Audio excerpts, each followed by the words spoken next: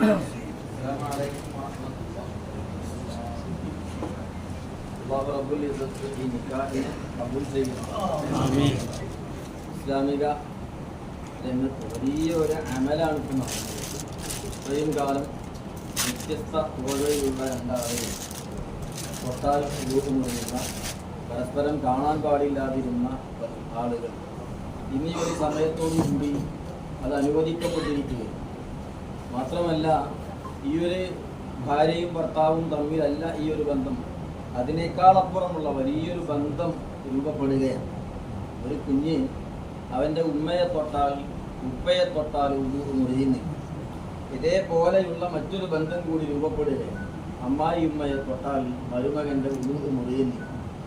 മരുമകൾക്ക് അമ്മോശനെ തൊടുമ്പോൾ മുറിയുന്നില്ല. ആ രൂപത്തിലുള്ള ഒരു വലിയ ബന്ധം രൂപപ്പെടുകയാണ്. എന്തിനേറെ കിതാബിൽ കാണാം, ഇനി ഒരു വിവാഹം നടന്ന ഭാര്യയും ഭർത്താവും തമ്മിൽ വേർപിരിഞ്ഞാലും ആ അമ്മായിമ്മയെ തൊട്ടാലും മുറിയില്ല. അന്നും ആ ഉമ്മയുടെ കാറ്റഗറിയിൽ ആ സ്ഥാനം നിലനിൽക്കുകയാണ്.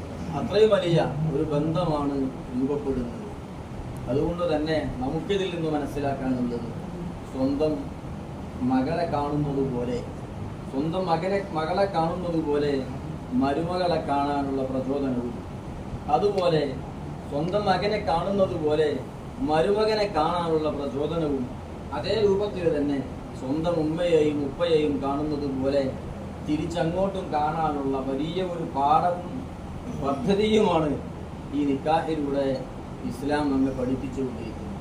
അല്ലാഹു റബ്ബുൽ ഇസ്സത്ത് ആ രൂപത്തിൽ വളരെ സ്നേഹത്തോടു കൂടി ജീവിക്കാൻ ഈ കുടുംബത്തിന് അല്ലാഹു തൗഫീഖ് നൽകി എല്ലാ രംഗത്തും അല്ലാഹു ഖൈറും ബറക്കത്തും പ്രദാനം ചെയ്യുന്നു.